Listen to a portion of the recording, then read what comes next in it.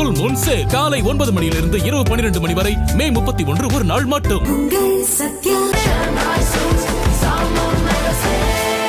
The Chennai Silks in Mega Summer Sale. குறைந்த விலை நிறைந்த தரம் தங்கள் தேவைகள் அனைத்தும் ஒரே இடத்தில். ஜெயச்சந்திரன்.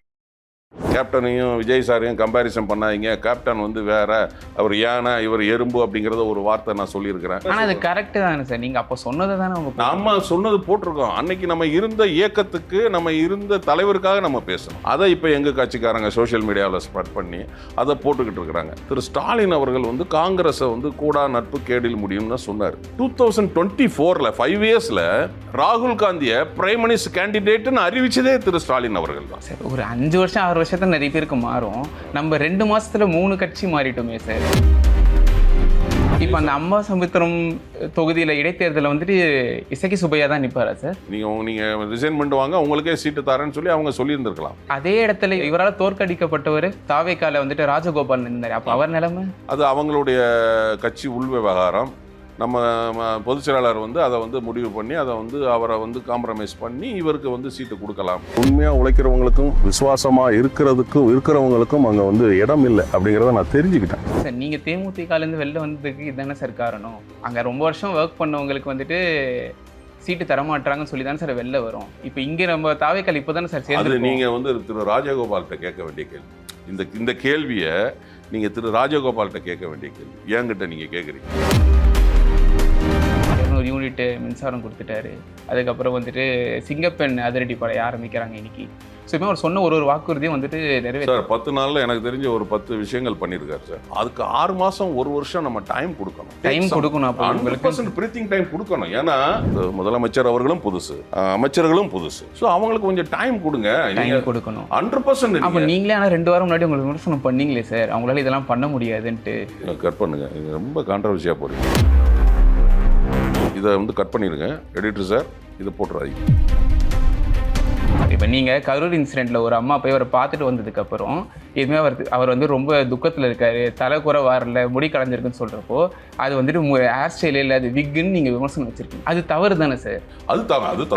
அது தவறு தானே. நீங்கள் அது ஒரு நிமிஷம் இருங்க. ஏங்க நீங்கள் நல்ல கொஸ்டினாக கேளுங்க. இந்த மாதிரி கொஸ்டின் எல்லாம் கேட்டு சரி இல்லை சார், முடிச்சிடலாம். பஸ் இப்படிலாம் சொல்லியிருந்தீங்கன்னா நான் வந்திருக்கவே மாட்டேன் சார். அறிவுபூர்வமான கேள்வியை கேளுனா விற்க வச்சதை நீங்கள் கிண்டல் பண்ணுறீங்க. இதெல்லாம் வந்து ஒரு பொலிட்டிக்கல் கேள்வி. அதெல்லாம் சார் நம்ம பேசுனதுக்கு தானே சார். அதை நீங்கள் ஒரு இல்லை நான் தெரியாமல் பேசிட்டேன்னு சொன்னீங்க, அப்படி முடிஞ்சிச்சுன்னா முடிஞ்சிடும்ல அந்த கான்ட்ரவர்சி. அது இப்போ வந்து உங்கள் மூலமாக என்னை மன்னிப்பு கேட்க வைக்கிறீங்க. தப்பு பேசி அது நான் அவர்கிட்ட மன்னிப்பு கேட்டுவோம். உங்கள்கிட்ட கேட்கணும்னு அவசியம் கிடையாது. கட் பண்ணுங்க பஸ், பார்த்துக்கலாம் சார். வேண்டாம் சார், உங்கள் இன்டர்வியூ வேண்டாம் சார். டாஸ்மார்க் கடையை அவர் 717 கடையை மூடிட்டார் சார். இப்போ அதில் வந்து வேலை பார்த்தவங்களுக்கு எப்படி சார் வேலை வாய்ப்பு கொடுப்போம்? இது வந்து பாலிடிக்ஸ். இது அறிவுபூர்வமான கேள்வி. இந்த கேள்வியை வந்து நீங்க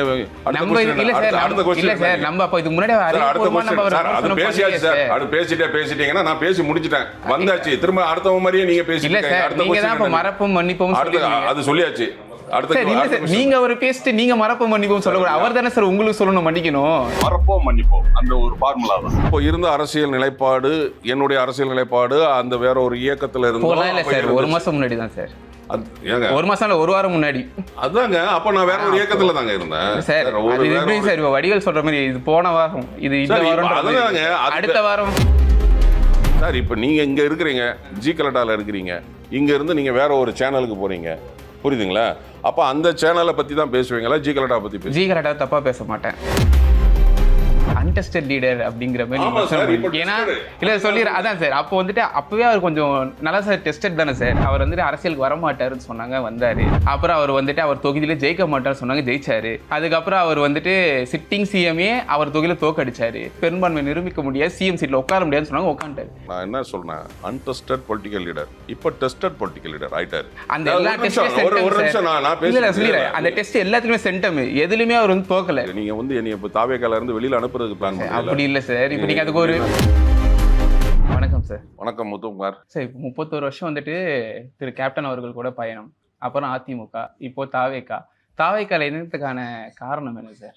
கேப்டன் இருந்திருந்தா கூப்பிட்டு பேசி, அப்பா உங்க சீட்டு கம்மியாக தான்ப்பா இருக்குது, கூட்டணியில் நம்ம கம்மியாக தான் கிடச்சிருக்கு, அது நம்ம பார்த்துக்கலாம், அடுத்தால வேறு ஏதாவது வரும்போது வாய்ப்பு ஒரு அரவணைப்பு இருக்கும்.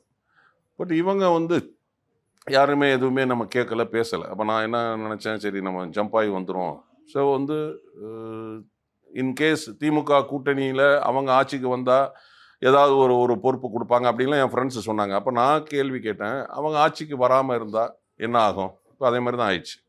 ஸோ அது மாதிரிலாம் ஒரு முடிவு எடுத்து நான் அங்கேருந்து ரிலீவ் ஆகி வெளியில் வந்தேன். ஸோ அப்போ சொன்னாங்க, சரி நம்ம வந்து வேறு அடுத்து ஆல்டர்னேட் திமுகவோட நம்ம போக முடியாது, ஏன்னா அவங்க கூட்டணியில் இருக்காங்க. அப்போ அடுத்த ஆல்டர்னேட்டை வந்து நம்ம வந்து பார்த்தா பெரிய கட்சி அப்படிங்கிறது வந்து ஏடிஎம்கே. அப்போ அதில் நம்ம போய் ஜாயின் பண்ணலாம் அப்படின்னு ஏடிஎம்கேல ஜாயின் பண்ணேன். பட் ஏடிஎம்கேல நம்ம பெருசாக நம்ம பண்ணலை. ஒரு 10 நாள் நான் வந்து பிரச்சாரம் போனேன். ஏடிஎம்கேலேருந்து இப்போ தாவேக்கால இணைந்ததுக்கான காரணம் சார்? இன்னைக்கு வந்து பார்த்தீங்கன்னா மன்றத்தில் உள்ளவங்க தான் நிறைய பேர் எம்எல்ஏ, மன்றத்தில் உள்ளவங்க தான் 16 பேர் அமைச்சர். கேப்டன் அவர்கள் வந்து எக்மோரில் சைக்கிள் கடை வச்சுருந்த நல்ல தம்பி அப்படிங்கிற ஒருத்தரை வந்து எம்எல்ஏ ஆக்கினார். பட் இங்கே வந்து பார்த்தீங்கன்னா எனக்கு தெரிஞ்சே வந்து ஆட்டோ டிரைவர் விஜய் தாமு, அதே மாதிரி பூந்தமல்லி கேண்டிடேட்டு தள்ளுவண்டியில் மொபைல் டிஃபன் கடை வச்சிருக்கிறவர். ஸோ இப்படி பார்த்தீங்கன்னா நிறைய பேர் வந்து மன்றத்தில் உள்ளவங்களை அடித்தட்டு மக்களுக்கெல்லாம் வாய்ப்பு கொடுத்து அவங்கள ஒரு ஆளாக்கி இருக்கிறார். ஸோ அந்த கேப்டனுடைய பண்பு இவர்கிட்ட இருக்கு. இது மாதிரி என்னென்ன குவாலிட்டிலாம் சார் சொல்லுவீங்க? ஏன்னா நீங்க ஒரு 31 வருஷம் வந்துட்டு நீங்க கேப்டனோட பயணிச்சிருக்கீங்க. கேப்டன் விஜயகாந்த் கிட்ட இருக்கிற சில பண்புகள் சிஎம் விஜய் சார் கிட்ட இருக்கு. அது மாதிரி என்னென்ன பண்புகள் சார்? அதுதான் சொல்றேன். அவர் வந்து மன்றத்துக்காரரை தூக்கி விடணும்னு நினைச்சாரு. அதே மாதிரி விஜய் சார் வந்து அதே மாதிரி மன்றத்துக்காரங்களை, தன்னோட பயணப்பட்டவங்களை, தனக்காக போஸ்ட் ஓட்டினவங்க, தனக்காக வந்து மன்றத்தில் இருந்தவங்களை வந்து உயர்த்தி நிப்பாட்டி இருக்கிறார். அந்த ஒரு ஸ்பெஷல் குணமே போதுமே. ஒரு மனுஷனுக்கு வந்து தன்னை வந்து கூட இருக்கிறவங்களை தூக்கி விடணும்னு ஒரு எண்ணம் இருந்தாலே வந்து போதுமே. அதை தவிர வேற என்ன வேணும்? அது அவருக்கு இருக்க. சார் இப்போ வந்துட்டு நீங்க தாவேக்கால இணைந்திருக்கீங்க. இப்போ நேற்று வந்துட்டு ஜூலி அவர்கள் வந்துட்டு கமிஷன் ஆஃபீஸர் கம்ப்ளைண்ட் கொடுத்துருந்தாங்க, இது மாதிரி அவங்க மேலே வந்து சைபர் புல்லிங் அட்டாக் நடக்குது அப்படின்ட்டு. ஸோ இதை நீங்கள் எப்படி சார் பார்க்குறீங்க? அது எதை வச்சு அவங்க சொல்கிறாங்கங்கிறது நமக்கு டீட்டெயிலிங்காக தெரியல. சைபர் புல்லிங் அட்டாக் அப்படிங்கும்போது அவங்க என்ன சொல்கிறாங்கன்னா, அவங்க கமெண்ட்டில் வந்துட்டு அப்யூஸ் பண்ணுறது, அவங்க ஹஸ்பண்ட் வந்துட்டு ஒரு 3rd ஹஸ்பண்ட் அப்படின்லாம் சொல்கிறது, அது மாதிரிலாம் சொல்கிறாங்க. சார் அது நான் என்ன சொல்கிறேன்னா, அதை நம்ம போட்டு மண்டையில் ஏற்றக்கூடாது. கேப்டன் அப்படி தான் சொல்லுவார். நம்ம வேலையை நம்ம பார்த்துட்டு போயிட்டே இருக்கணும். அது நம்ம வந்து டீக்ரேட் பண்ணுறவங்கள வந்து நம்ம அதில் போய் நம்ம நோட்டீஸ் பண்ணோம்னா நம்மளுடைய வேலை பாதிக்கும், மைண்டு சேஞ்ச் ஆகும். ஏன்னா தலைவர் இப்போது எங்கள் தலைவர் வந்து சொல்லியிருக்கிறாரு, சர்க்காருடைய ஆடியோ லான்ச்சிலே சொல்லியிருக்கிறாரு, கடுப்பேந்திரகிட்ட கம்முன்னும் உசுப்பேந்திரகிட்ட உம்முன்னு இருந்தால் வாழ்க்கை ஜம்முன்னு போய்கிட்டு இருக்கும் அப்படின்னு சொல்லியிருக்கிறாரு. அதேமாதிரி இப்போ எனக்கே ஏகப்பட்ட வந்து அந்த இது வந்துக்கிட்டு இருக்கு. நம்ம அதை போய் நோட்டீஸ் பண்ணி அந்த கமெண்டை பார்த்தோம்னு வைங்களேன், நம்ம வேலை கெடும். நம்ம மண்டையில் போட்டு ஏற்றக்கூடாது. அவன் பண்ணுறவன் இப்போ பேசுகிறவன் எழுதத்தான் செய்வான், சொல்லத்தான் செய்வான். இப்போ என்னையே எங்கள் கட்சிக்காரங்க நிறைய பேர் இப்போ இன்னும் கட்சியிலேருந்து வந்து கிட்டத்தட்ட 1 மாதத்துக்கு மேலே ஆகிப்போச்சு. இன்னும் சோஷியல் மீடியாவில் ஸ்ப்ரெட் பண்ணிட்டு தான் இருக்கிறான். நான் எப்போவோ பேசினேன், கேப்டனை உயர்த்தி பேசி கேப்டனையும் விஜய் சாரையும் கம்பேரிசன் பண்ணாதீங்க, கேப்டன் வந்து வேற, அவர் யானை, இவர் எறும்பு அப்படிங்கிறத ஒரு வார்த்தை நான் சொல்லியிருக்கிறேன். இப்போ வந்து நான் வந்து என்ன சொன்னேன், சேரும்போது செந்தூரபாண்டி தம்பி கூட நான் ஜாயின் பண்ணியிருக்கிறேன். செந்தூரபாண்டி எப்படியோ அதேமாதிரி அவருடைய தம்பியோட ஜாயின் பண்ணேன். அதை இப்போ எங்கள் கட்சிக்காரங்க சோஷியல் மீடியாவில் ஸ்ப்ரெட் பண்ணி அதை போட்டுக்கிட்டு இருக்கிறாங்க. இல்ல நான் என்ன சொல்றேன், அது கரெக்ட் தானே சார்? நீங்க அப்ப சொன்னதை தானே அவங்க நாம சொன்னது போட்டிருக்கோம். அன்னைக்கு நம்ம இருந்த இயக்கத்துக்கு, நம்ம இருந்த தலைவருக்காக நம்ம பேசணும். புரியுதுங்களா? இப்போ அரசியல் நிலைப்பாடுங்கிறது காலத்துக்கு தகுந்த மாதிரி மாறும். ஏன்னா இப்ப நானே கேட்டேன், இதே கேள்விதான் கேட்டிருந்தேன். கேப்டன் அவர்களையும் விஜய் அவர்களையும் வந்துட்டு நீங்க எப்படி பாக்குறீங்க? அப்போ நீங்க இப்ப சொன்னீங்க இத்தனை பண்பு, இதே பண்பு தானே முன்னாடி இருந்திருக்கும் 2 மாசம். அப்போ நமக்கு தெரியாதுல்ல. இப்போதானே நம்ம வந்து அவரை வந்து நம்ம எம்எல்ஏ ஆக்கியிருக்கிறாரு, அமைச்சர் ஆக்கியிருக்கிறாரு. அப்போ நம்ம 2 மாசத்துக்கு முன்னாடி அவர் கூட இருந்தவங்களுக்கு அவர் வந்து என்ன செஞ்சாங்கிறத நம்ம ரொம்ப நம்ம கேப்டன் கூட இருந்த மாதிரி க்ளோஸா நம்ம பார்க்கலல்ல. புரியுதுங்களா? இப்போதானே நம்ம வெளியில ஸ்ப்ரெட் தெரியுது. இப்போ எலெக்ஷன் ரிசல்ட்டுக்கு அப்புறம் தானே தெரியுது. ஸோ நம்ம என்னன்னா, அவங்க இப்போ சொல்றாங்க. இப்போ நான் என்ன கேட்குறேன்னா, அரசியல் நிலைப்பாடுங்கிறது ஒவ்வொரு காலகட்டத்திலையும் மாறும். அது நான் மட்டும் வந்து விதிவிலக்கு கிடையாது. நான் தனிப்பட்ட ஆளு. இப்போ திரு ஸ்டாலின் அவர்களே எடுத்துக்கங்க. ஒரு 2 மாசத்துக்கு முன்னாடி அவருடைய நிலைப்பாடு எப்படி இருந்தது, அவருடைய கூட்டணி எப்படி இருந்தது, இன்னைக்கு அந்த கூட்டணியெல்லாம் தாவேகாவுக்கு வந்துச்சு. இதே 2019 ஐ திங்க் நினைக்கிறேன், திரு ஸ்டாலின் அவர்கள் வந்து காங்கிரஸை வந்து கூடா நட்பு கேடில் முடியும்னு சொன்னார். 2024ல 5 இயர்ஸ்ல ராகுல் காந்தியை பிரைம் மினிஸ்டர் கேண்டிடேட்னு அறிவிச்சதே திரு ஸ்டாலின் அவர்கள் தான். சார் ஒரு 5 வருஷம் 6 வருஷத்துல நிறைய பேருக்கு மாறும். நம்ம 2 மாசத்துல 3 கட்சி மாறிட்டோமே சார். 2 மாசத்துல 3 கட்சி கிடையாது. தேமுதிக அதுக்கு இருந்து 2 கட்சி மாறிட்டோம். தாவேகால இருந்து மாறினாதான் நீங்க 3 கட்சின்னு சொல்றீங்க. ஓகே, 2 கட்சிக்கு மாறிடும். 3 கட்சியில இருந்தீங்கன்ற சார். 32 வருஷம் ஒரே இயக்கத்துல இருந்தோம். நீங்க அதை பார்க்கணும். 32 வருஷம் ஒரே இயக்கத்துல இருந்தோம். ஒரே மாசத்துல அதிமுகல இருந்து ஏன் வந்தோம் அப்படிங்கிறது உங்களுக்கும் தெரியும். அந்த இயக்கம் 1 மாசத்துல என்ன பாடுபட்டுச்சு, என்ன சண்டைகள் நடந்தது அப்படிங்கறதெல்லாம் உங்களுக்கு தெரியும். புரிஞ்சுதுங்களா?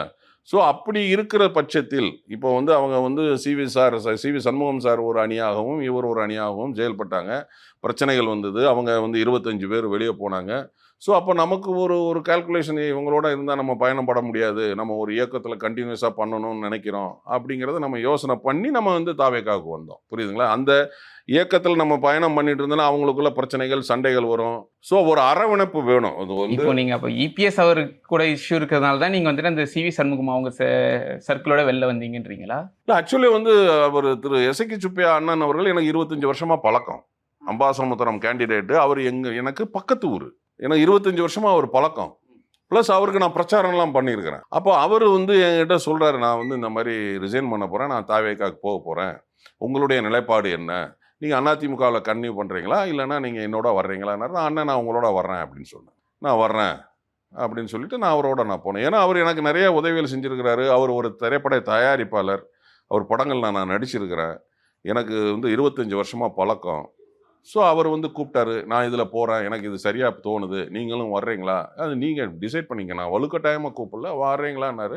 நைட்டு பேசினாப்புல, காலையில் 9 மணிக்கு வீட்டுக்கு வந்துடுங்க, நம்ம டிஃபன் சாப்பிட்டு அப்படியே கிளம்பிடலான்னா, நான் நைட்டு காலையில் 9 மணிக்கு நான் வீட்டுக்கு போனேன். சாப்பிட்டு நேராக வந்து போய் ரிசைன் லெட்டர் கொடுத்தோம். அவர் கூட நம்ம ஜாயின் பண்ணோம். நிறைய பேர் இந்த விமர்சனமும் வைக்கிறாங்களே சார். இப்போ அவருக்கு ஓட்டு போட்ட எல்லாருமே வந்துட்டு அதிமுக வரணும், தாவேக்கா வரக்கூடாதுன்னு போட்ட ஓட்டு தான். இப்போ அவர் ரிசைன் பண்ணிட்டு இப்போ போய் தாவேக்கால சேர்றாருன்னா அந்த மக்களோட ஓட்டுக்கு என்ன மதிப்பு இருக்கணும்னு நிறைய பேர் விமர்சனம் வைக்கிறாங்க. அது எப்படி சார்? இல்லை, அப்போ அவர் இது வந்து அண்ணன் எசக்கி சுப்பையா அண்ணனே வந்து பேட்டி கொடுத்துருக்கிறாரு. என்ன கொடுத்துருக்கிறாரு, நான் கடந்த 5 வருடமாகவே எதிர்க்கட்சி எம்எல்ஏவாக இருந்தேன், என்னோட தொகுதிக்கு நம்ம எதுவுமே செய்ய முடியலை.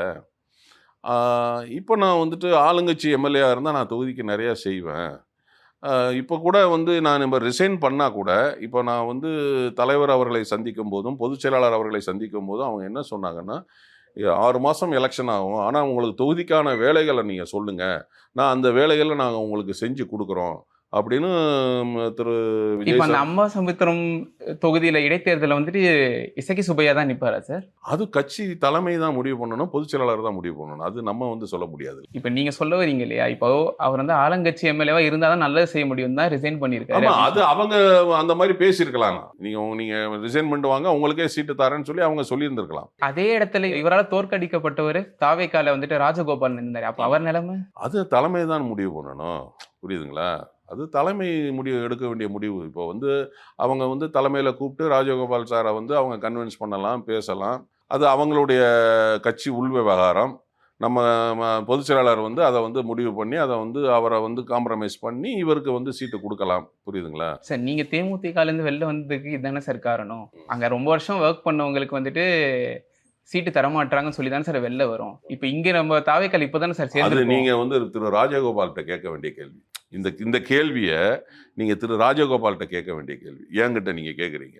இல்லை சார், நீங்கள் இல்லை, எனக்கு சீட்டு கொடுக்கல, நான் வந்து வெளியில் வந்துட்டேன், ஓகே. இப்போ ராஜகோபால் சாருக்கு சீட்டு கொடுக்கலன்னா அது அவர் முடிவு. நீங்கள் இந்த கேள்வியை நீங்கள் அவர்கிட்ட தான் கேட்கணும். புரியுதுங்களா? இது என்கிட்ட நீங்கள் கேட்கக்கூடாது. சரி, இப்போ நீங்கள் வந்துட்டு இசக்கி திரு எம்எல்ஏ அவரோட தலைமையில் தான் வந்துட்டு நீங்கள் இணைஞ்சிருக்கீங்க. இப்போ நிறைய பேர் குதிரை பேரம் நடந்திருக்கதா விமர்சனம் வைக்கிறாங்க சார். அதை நீங்கள் எப்படி சார் பார்க்குறீங்க? இல்லை, அதுக்கு வந்து நிறைய பேர் நிறைய விளக்கங்கள் வந்து சொல்லிட்டாங்க. ஏன்னா வந்து திரு ஆதவ அர்ஜுனா அவர்களே வந்து சொல்லிட்டாரு, இது வந்து குதிரை பேரம் கிடையாது, இது குதிரை வேகம் அப்படின்னு சொல்லிட்டாரு. இப்போ இதுக்கு முன்னாடிலாம் வந்து தமிழ்நாட்டு அரசியலில் வந்து இந்த மாதிரி நடக்காத மாதிரியும் இப்போ நடந்துக்கிட்டு இருக்க மாதிரியும்லாம் பேசுகிறாங்க. எல்லா காலகட்டத்திலையுமே வந்து எம்எல்ஏ எல்லாம் ஜம்ப் பண்ணி வந்திருக்கிறாங்க, மதிமுகவில் இருந்தெல்லாம் வந்திருக்கிறாங்க. இந்த மாதிரிலாம் நடந்திருக்கு. புரியுதுங்களா? இதை வந்து இவங்க வந்து அதை வந்து எஸ்டாப்ளிஷ் ரொம்ப பண்ணுறாங்க. இப்போ வந்து அப்போது மீடியாலாம் கிடையாது, சோஷியல் மீடியா கிடையாது, சேனல்லாம் கிடையாது. இப்போ இதெல்லாம் நிறையா இருக்கிறதுனால இவங்க அதை வந்து ப்ரொபகண்டா பண்ணுறாங்க. அவங்க விருப்பப்பட்டு தான் போகிறாங்க. ஒரு அவங்கள வந்து வலுக்கட்டாயமாக பேசி வந்து வரலையா. இப்போ வந்து அதிமுகவிலேருந்து போனவங்க எல்லாமே அவங்கள விருப்பப்பட்டு தானே அவங்க போகிறாங்க. சார், இப்போ வந்துட்டு சிஎம் சார் வந்துட்டு பதவி ஏற்று 30 நாள் கூட ஆகல. அதுக்குள்ளே ஆனால் அவர் சொன்ன வாக்குறுதியில் வந்து நிறைவேற்றிட்டாரு. 200 யூனிட் மின்சாரம் கொடுத்துட்டாரு. அதுக்கப்புறம் வந்துட்டு சிங்கப்பெண் அதிரடி படை ஆரம்பிக்கிறாங்க இன்னைக்கு. ஸோ இப்போ அவர் சொன்ன ஒரு வாக்குறுதியும் வந்துட்டு நிறைவேற்ற சார் 10 நாளில் எனக்கு தெரிஞ்ச ஒரு 10 விஷயங்கள் பண்ணியிருக்காரு சார். என்ன அப்படின்னா, நீங்கள் சொன்ன மாதிரி ஃபஸ்ட்டு 3 கையெழுத்து, அந்த 500 யூனிட்டில் 200 யூனிட் ஃப்ரீ, அப்புறம் வந்து சிங்கப்பெண் படை, அப்புறம் வந்து போதை தடுப்பு துறையில் வந்து இது 3, அப்புறம் வந்து பார்த்திங்கன்னா அந்த விவசாயிகளுக்கு சிறு விவசாயிகளுக்கு 50,000 ரூபாய் கடன் தள்ளுபடி, அப்புறம் அம்மா உணவகம் எல்லா பக்கமும் கொண்டு வரணும்னு சொல்லியிருக்கிறாரு. அப்புறமா வந்து பார்த்தீங்கன்னா மாணவர்களுக்கு 1000 ரூபாய், அப்புறம் வந்து அந்த மகளிர் உரிமை தொகை 1000 ரூபாய் விடுவிப்பு, அப்புறம் வந்து அந்த மணல் குவாரிலாம் வந்து ஒரு குறிப்பிட்ட ஆழத்துக்கு தான் எடுக்கணும், அதுக்கு மேலே எடுத்தால் வந்து லைசன்ஸ் ரத்து. ஸோ இந்த மாதிரி நிறைய விஷயங்கள் வந்து அவர் வந்து கிட்டத்தட்ட ஒரு 10 நாளில் 15 நாளில் நிறைய பண்ணியிருக்கிறாங்க. நிறைய நம்ம அதை சொல்லிட்டு போனோம். இப்போ உள்ள அமைச்சர் வந்து கரெக்டாக ஃபாலோ பண்ணி கரெக்டாக பண்ணிக்கிட்டு இருக்கிறாரு. நல்லா பண்றாங்களே சார். சிறப்பாக ஆனா பண்ணுறாங்க. இப்ப நிறைய பேர் வந்துட்டு அவங்க இன்னும் கொடுத்த வாக்குறுதி அவங்களால நிறைவேற்ற முடியாது, அந்த பட்ஜெட் இவங்க கிட்ட இல்ல, ஆனா இவங்க சும்மா சொல்றாங்க அப்படின்னு சில பேர் விமர்சனம் வைக்கிறாங்க. அவங்கள எப்படி சார் நீங்க பாக்குறீங்க? அப்படி விமர்சனம் ஆக்சுவலி வைக்கிறவங்க? வந்து பார்த்தீங்கன்னா அதுக்கு நம்ம டேக் சம் டைம் கொடுக்கணும்ல. ஒரு குழந்தை பிறந்தால் அது பிறந்து தவழ்ந்து எழுந்து நடந்து ஓடணும், அதுக்கு டைம் ஆகும். 100 நாளில் இவங்க சிறப்பாக ஆட்சி செஞ்சிட்டாங்கன்னு நம்ம எப்படி சொல்ல முடியும்? அதுக்கு 6 மாதம் 1 வருஷம் நம்ம டைம் கொடுக்கணும். டைம் கொடுக்கணும். அப்ப 100% பிரீத்திங் டைம் கொடுக்கணும். ஏன்னா சார் இப்போ வந்து முதலமைச்சர் அவர்களும் புதுசு, அமைச்சர்களும் புதுசு. அப்போ நம்ம வந்து இப்போ நீங்களே இங்கே இருக்கிறீங்க, இந்த இடத்துக்கு வேலைக்கு வர்றீங்க, உங்களுக்கு நீங்கள் முத நாள் வேலைக்கு வரும்போது எப்படி இருக்கும், 2வது நாள் வேலைக்கு வரும்போது எப்படி இருக்கும், இல்லை நீங்கள் ஒரு 3 மாதம் கழித்து நீங்கள் இந்த இடத்துக்கு வேலைக்கு வரும்போது உங்களுடைய மனநிலை எப்படி இருக்கும், எல்லார்ட்டையுமே சகஜமாக பழகிடுவீங்க, தொழில் கற்றுக்குவீங்க, எல்லாமே தெரிஞ்சுக்குவீங்க. ஸோ அவங்களுக்கு கொஞ்சம் டைம் கொடுங்க. டைம் கொடுக்கணும் 100%. அப்ப நீங்களே ஆனா 2 வாரம் முன்னாடி உங்களுக்கு விமர்சனம் பண்ணீங்களே சார், அவங்களால இதெல்லாம் பண்ண முடியாதுன்ட்டு, 6 சிலிண்டர் கொடுக்க முடியாது, 2500 ரூபா உரிமை தொகை கட் கொடுக்க பண்ணுங்க. நீங்க ரொம்ப கான்ட்ரவர்சியா போறீங்க. ஏன் சார்? நீங்க சொன்னது தானே சார். ஓகே, நீங்க கட் பண்ணுங்க. ரொம்ப கான்ட்ரவர்சியா போனீங்கன்னா எனக்கும் மைனஸ் ஆகும். நான் என்ன சொல்லணும்னா பாசிட்டிவா எடுங்க, கட் பண்ணுங்க பஸ். இல்ல சார், சில விமர்சனங்கள் நீங்க முடிச்சிட்டீங்கன்னா நல்லா இருக்குமே சார். நம்ம பாசிட்டிவா பேசிட்டு போவோம். இப்போ நெகட்டிவா பேசுனீங்கன்னா நான் வந்து இப்போ போயிட்டே இருப்பேன், எந்திரிச்சு வேண்டாம். இப்போ தான் வந்திருக்கோம் கட்சியில், திரும்ப வந்து அதை வந்துட்டு குழப்பி விட்டு இதை வந்து கட் பண்ணிடுங்க. எடிட்டர் சார், இதை போட்டுறாதீங்க சார். இப்போ நீங்கள் வந்து ரீசெண்டாக இப்போ தாவேக்கால் இணைஞ்சதுக்கு வந்துட்டு நிறைய தாவேக்கா சேர்ந்தவங்களும் தேமுதிக இருக்கவங்க நிறைய பேர் சோஷியல் மீடியாவில் வந்து விமர்சனம் பண்ணுறாங்க, இவரை ஏன் சேர்த்தீங்க அப்படின்ட்டு. ஏன்னா நீங்கள் இதுக்கு முன்னாடி அவர் விமர்சனம் பண்ணதெல்லாம் கட் பண்ணி நீங்களே சொன்ன மாதிரி வந்துட்டு கட் பண்ணி போட்டு நிறைய வைரல் ஆயிட்டு. இப்போ அதுக்கு அந்த விமர்சனத்துக்கு என்ன சார்? அதாவது நான் என்ன சொல்றேன்னா, நீங்கள் வந்து மதிமுகவில் இருக்கிற திரு வைகோ அவர்கள் ஸ்டாலின் அவர்களை பண்ணாத விமர்சனமாக நான் விஜய் சாரை பண்ணிட்டேன். அரசியலில் வந்து ஆக்சுவலி வந்து அவர் சார் படத்திலே ஒரு டயலாக் உண்டு, மெர்சல் படத்திலே, நத்திங் பர்சனல் ஜஸ்ட் பாலிடிக்ஸ். அவர் வந்து அந்த மாதிரி ஒரு டயலாக் பேசியிருப்பார், புரியுதுங்களா? அதனால் நம்ம வந்து விமர்சனங்கள் அரசியலில் இருக்கும்போது நிறைய விமர்சனங்கள் வரத்தான் செய்யும். அது வந்து நிறைய வந்து இப்போ நீங்கள் ஆரம்ப காலகட்டத்திலிருந்தே நீங்கள் எடுத்துக்கிட்டிங்கன்னா திமுகவும் காங்கிரஸும் பண்ணாத விமர்சனங்களா? இப்போ திமுகவும் காங்கிரஸும் கூட்டணி வரலையா? ஸோ நீங்கள் வந்து கட்சிகள் பேசும்போது கட்சிகள் கூட்டணி வரலாம், கட்சி தலைவர்கள் வந்து கட்சியோட போய் ஐக்கியமாகலாம். அப்போ நான் ஒரு தனிப்பட்ட நபர் வந்து நமக்கு வந்து சரி இவர் நல்லது பண்ணுவார், கேப்டன் மாதிரியே வந்து இருக்கிறாரு, கேப்டன் மாதிரியே செய்யணும்னு நினைக்கிறாரு, அப்படிங்கும்போது நம்ம தனிப்பட்ட ஒரு விருப்பில் நம்ம வர்றதுனால அவங்க வந்து அந்த மாதிரி விமர்சனங்கள் பண்ணுவாங்க. நான் என்ன சொல்கிறேன்னா, அதுதான் கேப்டன் சொல்லுவார், அதுதான் சொல்ல நான். அது வந்து அவன் வேலை இல்லாமல் உட்காந்துக்கிட்டு அவன் விமர்சனம் பண்ணிக்கிட்டு இருப்பான். நம்ம வேலையில் இருக்கிறோம், அந்த விமர்சனத்தை நம்ம பார்க்கக்கூடாது, போயிட்டே இருக்கணும். இப்போ நான் கேட்குறேன், தேமுதிக நண்பர்களுக்கு கேட்குறேன், நான் நீ 1 மாதம் கழித்து நான் வந்து வெளியே வந்து 1 மாதம் மேலே ஆயிடுச்சு, இன்னும் ஏன் மேலே விமர்சனம் பண்ணுறீங்க? அப்போ உங்கள் கட்சி மட்டும் திமுகவோட கூட்டணி போகலாம், உங்கள் கட்சி மட்டும் அதிமுகவோட கூட்டணி போகலாம், உங்கள் கட்சி மட்டும் பிஜேபியோட கூட்டணி போகலாம். கட்சி கூட்டணி போனால் நீங்கள் ஏற்றுக்குவீங்க, ஆனால் கட்சியில் இருக்கிறவன் அந்த கட்சிக்கு போனால் ஏற்றுக்க மாட்டீங்களா? அது என்ன தப்பு? அது தப்பான ஒரு பாலிடிக்ஸாக இருக்க? அதுதான் நான் கேட்குறேன். இப்போ தாவேக்கால இருக்கிற நண்பர்கள், நான் இப்போ நிறைய இடங்கள் இப்போ நான் போயிட்டு வந்தேன், கட்சியில் இணைஞ்சதுக்கப்புறம் போயிட்டு வந்தேன். உண்மையிலே வந்து அவங்க நல்லா பழகுறாங்க, நல்லா பேசுகிறாங்க. யாருமே என்னை வந்து நான் நேரில் பார்த்த தாவேக்கா நண்பர்கள் யாருமே என்னை நெகட்டிவ் விமர்சனம் வந்து பண்ணலை. இந்த விஷயத்த மட்டும் கேட்குறேன். ஏன்னா நீங்கள் இதுக்கு முன்னாடி அவர் வந்துட்டு கொஞ்சம் ரொம்ப முன்னாடி வந்துட்டு அன்டெஸ்டட் லீடர் அப்படிங்கிற மாதிரி. ஆமாம் சார், இப்போ இல்லை சொல்லிடுறேன். அதான் சார், அப்போ வந்துட்டு அப்போவே அவர் கொஞ்சம் நல்லா சார் டெஸ்டட் தானே சார். அவர் வந்துட்டு அரசியலுக்கு வரமாட்டாருன்னு சொன்னாங்க, வந்தார். அப்புறம் அவர் வந்துட்டு அவர் தொகுதியிலே ஜெயிக்க மாட்டார்னு சொன்னாங்க, ஜெயிச்சாரு. அதுக்கப்புறம் அவர் வந்துட்டு சிட்டிங் சிஎம்ஏ அவர் தொகுதியில் தோக்கடிச்சாரு. அதுக்கப்புறம் 108 வந்துட்டு அவர் சீட்டு வின் பண்ணதுக்கு அப்புறம் கூட வந்துட்டு அவரால் வந்துட்டு பெரும்பான்மை நிரூபிக்க முடியாது, சிஎம் சீட்ல உட்கார முடியாதுன்னு சொன்னாங்க, உட்கார்ந்தாரு. இது விட என்ன சார் ஒரு மனுஷன் டெஸ்டட்? ஒரு நிமிஷம், நான் என்ன சொல்றேன், அன்டெஸ்டட் பொலிட்டிக்கல் லீடர் இப்போ டெஸ்டட் பொலிட்டிக்கல் லீடர் ஆயிட்டாரு. அந்த எல்லா டெஸ்ட்லயும் ஒரு நிமிஷம் நான் சொல்லிடுறேன், அந்த டெஸ்ட் எல்லாத்துலயுமே சென்டம், எதுலயுமே அவர் வந்து தோக்கல. அதான் பாஸ், நீங்க சொல்லிட்டீங்க, நான் என்ன சொல்ல விடுங்க. இப்போ ஒரு தனிப்பட்ட நபர், நான் சொன்னதுக்கே இப்படி சொல்றீங்களே, 100 பேரை வச்சுட்டு வேலை வாங்கினவங்க, நிறைய டீமை வச்சு ஒர்க் பண்ணவங்க இவர் வரமாட்டார்னு சொன்னாங்க, பெரிய பெரிய இயக்கங்கள்லாம் இவர் வரமாட்டார்னு சொன்னாங்க. அப்போ நான் ஒன்று சொன்னதுனால வந்து இப்படி நான் சொல்கிறேன், ஓப்பனாக சொல்கிறேன், நான் அண்டர் எஸ்டிமேட் போட்டேன். பட் அவர் என்ன பண்ணியிருக்கணும், பை எலெக்ஷனில் நின்றிருந்தால், ஈரோடு பை எலெக்ஷன்லையாவது இல்லை அடுத்து வந்த விக்கிரவாண்டி எலெக்ஷன்லையாவது நின்று இருந்தால் இன்னும் நமக்கு டெஸ்டடாக ஆயிருந்திருப்பார் அப்போவே. இப்போ யாருமே வந்து நம்ம எதிர்பார்க்கல, அண்டர் எஸ்டிமேட் போட்டோம். ஆனால் பட் இப்போ அவர் ப்ரூஃப் பண்ணிட்டாரு, டெஸ்டட் லீடர்னு ப்ரூஃப் பண்ணிட்டாரு. புரியுதுங்களா? அது யாருமே தவிர்க்க முடியாது. ஏன்னா இப்போ வந்துட்டு அந்த சார்பட்ட பரம்பரை சொல்ற போது தான் தவிர்க்க முடியாத வெற்றி. ஆமாங்க, அது உண்மையில நான் அதான் சொல்றேன்ல. அதை வந்து நிறைய பேர் ஒர்க் பண்ணி, அதான் சொல்றேன், 100 பேர் வேலை செஞ்ச ஒரு நிறுவனமே வந்து அவங்கள வந்து அண்டர் எஸ்டிமேட் போட்டிருக்கு. அது எந்த நிறுவனம்னு உங்களுக்கு தெரியும், நான் வெளியில சொல்ல வேண்டிய அவசியம் இல்லை. ஏன்னா நிறைய பேர் ஸ்டாட்டிக்ஸ் எடுத்திருப்பாங்க. அப்போ அந்த நிறுவனமே அவங்கள வந்து அந்த மாதிரி தப்பாக ஒரு இது பண்ணும்போது, நான் ஒரு மனுஷன், நான் வந்து அதை வந்து அண்டர் எஸ்டிமேட் போடுறதுல ஒன்றும் தப்பு கிடையாது. புரியுதுங்களா? இப்போ டெஸ்டட் பண்ணிட்டார்ல சார். நிறைய மக்களுக்கு வேட்பாளர் யாருன்னு தெரியாது, வேட்பாளருக்கு மக்கள்னு தெரியாது. அங்கே தெரிஞ்சது விஜய் சார் விசில். அப்போ அந்த 106 சீட்டு ஜெயிச்சு வந்தார்ல, புரியுதுங்களா? அப்போ டெஸ்டட் ஆயிட்டாரு, அவர் டெஸ்டட் லீடர் ஆயிட்டாரு. இல்லை சார், ஆனால் அந்த 108 இருக்கப்போ கூட நீங்கள் அவரால் சிஎம் ஆக முடியாதுன்னு விமர்சனம் பண்ணியிருக்கோம் தானே சார்? அது வந்து சார், நான் 108 இருக்கும்போது நம்மளே சொல்லியிருந்தோம், நம்ம சொல்லியிருக்கிறோம்னா இந்த மாதிரி கூட்டணி கட்சியிலேருந்து வந்து அவங்க வந்து ஆதரவு கொடுப்பாங்கன்னு நமக்கு தெரியாதுல்ல. ஸோ அதுக்கப்புறம் அவங்க வந்து கொடுத்த ஆதரவு கொடுத்துட்டாங்க. புரியுதுங்களா? ஏடிஎம்கேல இருந்து 25 பேர் ஆதரவு கொடுத்துட்டாங்க. அப்போ நமக்கு அது தெரியாதுல்ல. இப்போ அவங்க கூட்டணியிலேருந்து வெளியில் வரமாட்டாங்கன்னு நம்ம நினச்சிருப்போம். இப்போ வெளியில் வந்து அவங்களுக்கு ஆதரவு கொடுத்துட்டாங்க, அவங்களுக்கும் அமைச்சர்கள் கொடுத்துட்டாங்க. ஸோ அப்போ நமக்கு அந்த விஷயங்கள் தெரியாதுல்ல. சரி, இப்போ வந்து நீங்கள் சொல்கிறீங்க நிறைய பேர் வந்து அரசியல்லாம் விமர்சனம் வைக்கிறது சகஜம் தான் அப்படின்னு. ஓகே, ஆனால் நிறைய பேர் வந்துட்டு அவரை பர்சனலாக அட்டாக் பண்ணுறது, அவர் வந்துட்டு இப்போ பாடி ஷேம் பண்ணுறது, இதுவுமே ரொம்ப தரைகுறவும் பண்ணுறாங்க. அது சரியில்லை சார், என்ன இருந்தாலும் அது வந்து தப்பு சார். இப்போ நீங்கள் என்னையே நீங்கள் எடுத்துக்கிட்டிங்கன்னா, நான் வந்து பொதுவாகவே எந்த ஒரு லீடருமே வந்து பர்சனலாக வந்து நம்ம அட்டாக் பண்ண மாட்டோம். ஏன்னா எங்களுக்கு கேப்டன் வந்து அந்த மாதிரி கற்றுக் கொடுத்துருக்காரு. பர்சனலாக யாருமே அட்டாக் பண்ணாதீங்க. ஏன்னா நான் ஒரு மேடையில் இருக்கும்போது கேப்டன் இருக்கிறாங்க, அந்நியார் இருக்கிறாங்க, கட்சிக்காரங்களில் பன்ருட்டியார் அண்ணன் இருக்கிறாரு, எல்லாருமே இருக்கிறாங்க. நான் அந்த மேடையில் ஒரு விஷயம் நான் பேசினேன்.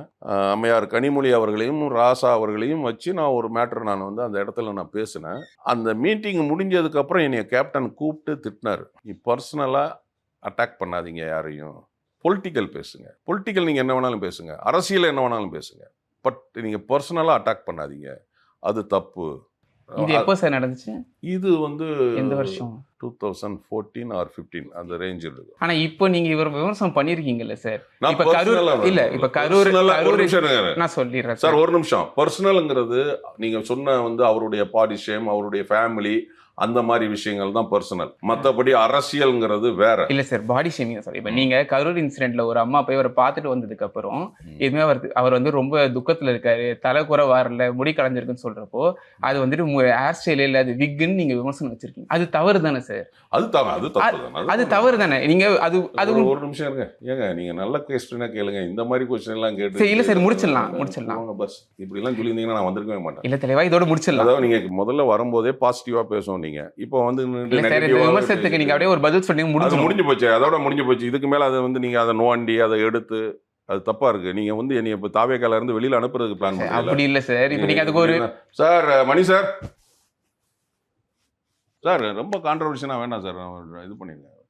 இல்ல சார், அது பாசிட்டிவா பேசுங்கன்னு சொல்லியிருக்கேன். திரும்ப அவர் வச்சு விற்க வச்சிருக்காரு, அதை வச்சிருக்காரு. சார் அறிவுபூர்வமான கேள்வியை கேளுன்னா விற்க வச்சதை நீங்க கிண்டல் பண்றீங்க. இதெல்லாம் வந்து ஒரு பொலிட்டிக்கல் கேள்வியா இதெல்லாம்? சார் நம்ம பேசுனதுக்கு தானே சார். அதை நீங்க ஒரு இல்ல நான் தெரியாம பேசிட்டேன்னு சொன்னீங்க, அப்படி முடிஞ்சிச்சுன்னா முடிஞ்சிரும்ல அந்த கான்ட்ரவர்சி. அது இப்ப வந்து உங்க மூலமா என்னை மன்னிப்பு கேட்க வைக்கிறீங்க. தப்பு பேசி அது நான் அவர்கிட்ட மன்னிப்பு கேட்டுவோம், உங்கள்கிட்ட கேட்கணும்னு அவசியம் கிடையாது. என்கிட்ட வேணாம் சார், அவர்கிட்ட தேவையில்லை சார்.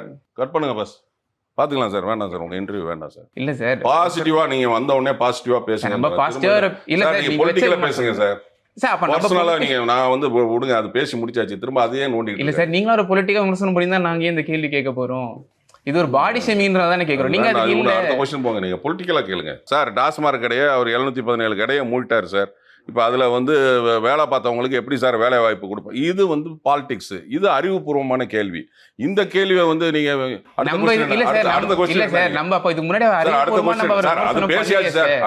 பேசிட்டீங்கன்னா நான் பேசி முடிச்சிட்டேன், வந்தாச்சு. திரும்ப அடுத்தவங்க மாதிரியே நீங்க பேசி அது சொல்லியாச்சு. நீங்க ஒரு பேசிட்டு நீங்க மறப்பு மன்னிப்பும் சொல்லக்கூடாது. அவர் தானே சார் உங்களுக்கு சொல்லணும், மன்னிக்கணும். மறப்பு மன்னிப்பும் நீங்க சொல்றீங்க பிரஸ் மீட்ல, நீங்க அவரை பேசிட்டு நீங்க மறப்பு மன்னிப்பும் அவர்கிட்ட சொல்லக்கூடாது. அவர் தானே நான் மறப்பும் மன்னிப்பும் சொல்லணும் சார். அவர் சொல்லுவார் சார். இது அடுத்த கொஸ்டின் என்ன, எண்டு கொஸ்டின் என்னன்னு பாருங்க. இதுக்கு முன்னாடி நீங்க திரு விஜய் அவர்கள் பேசுறதெல்லாம் இப்ப நிறைய வைரல் ஆயிட்டு இருக்கு சார். இந்த சர்ச்சைக்கு நீங்க என்ன முற்றுப்புள்ளி வைக்கலாம்னு நினைக்கிறீங்க? இல்லை, அதுதான் நான் சொல்லிட்டேன். அதாவது அப்போ இருந்த அரசியல் நிலைப்பாடு, என்னுடைய அரசியல் நிலைப்பாடு, அந்த வேற ஒரு இயக்கத்தில் போலாம் இல்ல சார், ஒரு இருந்தோம். மாசம் முன்னாடி தான் சார். ஏங்க, ஒரு மாசம் இல்ல, ஒரு வாரம் முன்னாடி அதாங்க. அப்ப நான் வேற ஒரு இயக்கத்துல தாங்க இருந்தேன் சார். அது எப்படி சார் இப்ப வடிவேல் சொல்ற மாதிரி இது போன வாரம், இது இந்த வாரம், அடுத்த வாரம் சார். இப்ப நீங்க இங்க இருக்கிறீங்க, ஜி கலட்டால இருக்கிறீங்க, இங்க இருந்து நீங்க வேற ஒரு சேனலுக்கு போறீங்க, புரியுதுங்களா? அப்ப அந்த சேனலை பத்தி தான் பேசுவீங்களா, ஜி கலட்டா பத்தி பேசுவீங்க? ஜி கலட்டா தப்பா பேச மாட்டேன் சார். அதுதான் சொல்றேன், அது ப்ரொஃபஷனல். அதெல்லாம் சொல்றேன். இது வந்து பாலிடிக்ஸ் சார். நீங்க பாலிடிக்ஸ்னு ப்ரொஃபஷனலே நீங்க வந்து மிங்கிள் பண்ணாதீங்க. நீங்க தான் சார் எக்ஸாம்பிளுக்கு இது ரெண்டுத்தையும் எடுத்தீங்கன்னா சார். நீங்க சரி சார், இப்போ நான் என்ன சொல்றேன்னா, நீங்க வந்து பாலிடிக்ஸை பாருங்க. நான் அன்னைக்கு இருந்த இயக்கம் வேற, இப்ப இருக்கிற இயக்கம் வேற. இப்ப நான் ஒரு வாரத்துல என்ன சார் மாற்றம் நீங்க பாருங்க? ஒரு வாரத்துல நான் மாறி இருக்கேன் சார். நீங்க மாறி இருக்கீங்க. ஆமா சார், அதுதான் சொல்றேன் நான். கேப்டனுடைய இதை இவர் பண்றாரு, இம்ப்ளிமெண்ட் பண்ணிட்டு இருக்கிறாரு, மக்களுக்கு நல்லது செய்யணும்னு நினைக்கிறாரு, கூட இருக்கிற மன்றத்துக்காரங்களுக்கு நல்லது செய்யணும்னு நினைக்கிறாரு. அதனால நான் வந்து இந்த கட்சியில நான் என்னை இணைச்சிருக்கிறேன். அவருக்கு வந்து நான் பலன் இல்லாமல், எனக்கு எந்த பலனும் இல்லாமல் நான் அந்த கட்சிக்கும் அவருக்குமா விசுவாசமா உண்மையா உழைப்பேன், அவ்வளவுதான். ஒரே வாரத்துல இதெல்லாம் வந்துடுச்சு. ஆமா, அதான் சொல்லியாச்சு. இதுக்கு மேல என்ன இருக்கு? மீண்டும் நல்ல ஒரு இன்டர்வியூல சந்திப்போம். நன்றி, வணக்கம். ஏன் சார் இந்த இன்டர்வியூ நல்லா இல்லையா? ஃபுல் மூன் சேல் காலை 9 மணியிலிருந்து இரவு 12 மணி வரை மே 31 ஒரு நாள் மட்டும்.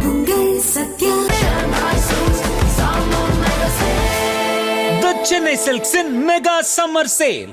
குறைந்த விலை நிறைந்த தரம் தங்கள் தேவைகள் அனைத்தும் ஒரே இடத்தில். ஜெயச்சந்திரன்.